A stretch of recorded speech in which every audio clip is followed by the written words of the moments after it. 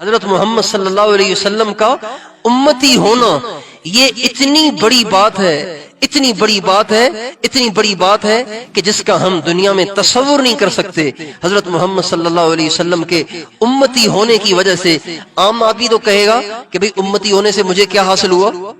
امتی ہونے سے مجھے کیا حاصل ہوا؟ میں اگر موسیٰ علیہ السلام کا امتی ہوتا تو بھی ایسے ہی دھکے کھا رہا ہوتا، آج میں حضرت محمد صلی اللہ علیہ وسلم کا امتی ہوں تب بھی دھکے کھا رہا ہوں۔ میں موسیٰ علیہ السلام، عیسیٰ علیہ السلام کا امتی ہوتا تب بھی میں بے روزگار ہوتا، آج میں حضرت محمد صلی اللہ علیہ وسلم کا امتی ہوں تب بھی بے روزگار ہوں، تو مجھے فائدہ کیا ہوا؟ میرے بھائیوں، نبی کریم صلی اللہ علیہ وسلم کا امتی ہونے کی وجہ سے اللہ تعالیٰ نے ہمارے ساتھ ایسی مہربانیوں کا معاملہ کر رکھا ہے کہ ہم اور آپ اس کا تصور نہیں کر سکتے۔ پچھلے زمانے میں کسی قوم میں کوئی برائی ہوتی، کوئی بدکاری ہوتی تو اللہ تعالیٰ بہت تھوڑی ان کو ڈھیل دیتے تھے، پھر ان کو پکڑ لیتے تھے۔ تھوڑی سی ڈھیل ملتی تھی پھر اللہ ان کو پکڑ لیتے تھے، تھوڑی سی ڈھیل ملتی تھی پھر اللہ ان پہ عذاب بھیج دیتے تھے، اور عذاب بھی ایسے کہ نوح علیہ السلام کی قوم پہ عذاب آیا، ایسا سیلاب آیا کہ ساری دنیا غرق ہو گئی، اس میں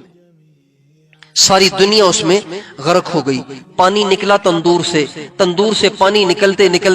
اتنا پانی نکلا کہ بالکل سیلاب کی شکل اختیار کر گیا، اوپر سے بارش دھواں دھار شروع ہو گئی، اتنا پانی برسا کہ پہاڑ بھی اس میں ڈوب گئے، اتنا سیلاب آیا۔ اللہ تعالیٰ نے نوح علیہ السلام کی قوم کو اس کے جرائم کی سزا میں ساری دنیا کو ڈبو دیا، اور دنیا میں کوئی بھی نہیں بچا سوائے نوح علیہ السلام کے اور ان کے ساتھ جو لوگ کشتی میں سوار ہو گئے تھے ان کے۔ ایسے ہی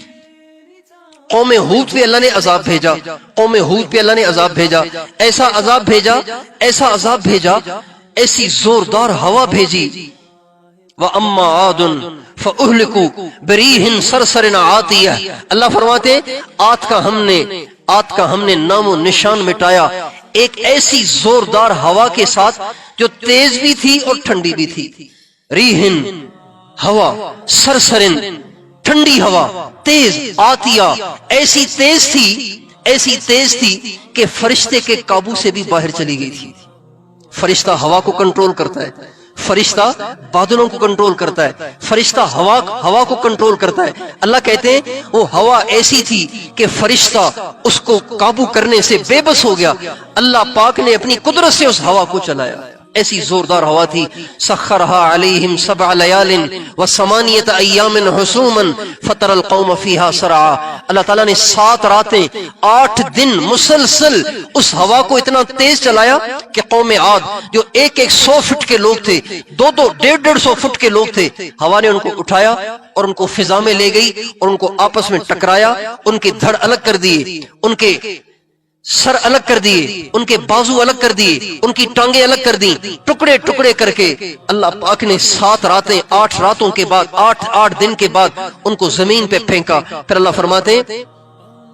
فطر القوم فیہا سرعا، اب تم دیکھو گے کہ کسی کی لاش کہیں پڑی ہے، کسی کا سر کہیں پڑا ہے، کسی کے پاؤں کہیں پڑے، دھڑ کہیں پڑا ہے۔ یہ اللہ پاک نے ان کو ہلاک کر دیا، ان کا نام و نشان بھی مٹا دیا۔ پھر اللہ فرماتے فَهَلْ تَرَى لَهُم مِّن بَاقِيَةٍ، ان کی نسلوں میں سے کوئی آج تمہیں بچا ہوا مل رہا ہے؟ ہم گئے تھے قوم عاد کے علاقے میں، قوم عاد کے علاقے کا نام ہے وادی احقاف، یہ یمن، جنوبی یمن میں جو حضرموت کا علاقہ ہے اس میں وادی احقاف ہے، ہم ان کے علاقے میں گئے، ایسا سنسان ہے، آج بھی ان کا علاقہ سنسان ہے،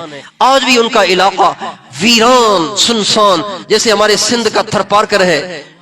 یا پنجاب کا چولستان ہے، بالکل اسی طرح سے پتھر ہی پتھر، پہاڑ ہی پہاڑ، اور مٹی ہی مٹی، ریت ہی ریت، کہیں کسی انسان کا گھر نظر نہیں آتا، کہیں کسی انسان کی آبادی نظر نہیں آتی، کہیں کوئی درخت نظر نہیں آتا، کہیں کوئی پھل پھول نظر نہیں آتا۔ اللہ تعالیٰ نے ہمیشہ کے لیے اس علاقے کو ویران کر دیا۔ ابھی کچھ عرصہ پہلے سعودی عرب کے بارڈر سے کھدائی کرتے ہوئے ایک لاش ملی ہے، قوم عاد کے ایک آدمی کی لاش ملی ہے، ناپنے والوں نے اسے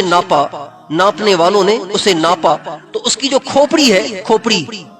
یہ 30 فٹ کی کھوپڑی ہے، 30 فٹ کی کھوپڑی ہے، اس کا جسم کتنا لمبا ہوگا؟ اللہ تعالیٰ نے ان کو ہلاک اور برباد کر دیا. نافرمان بنے, اللہ نے ڈھیل تھوڑی دی, پھر اس کے بعد ہلاک کر دیا. قوم عاد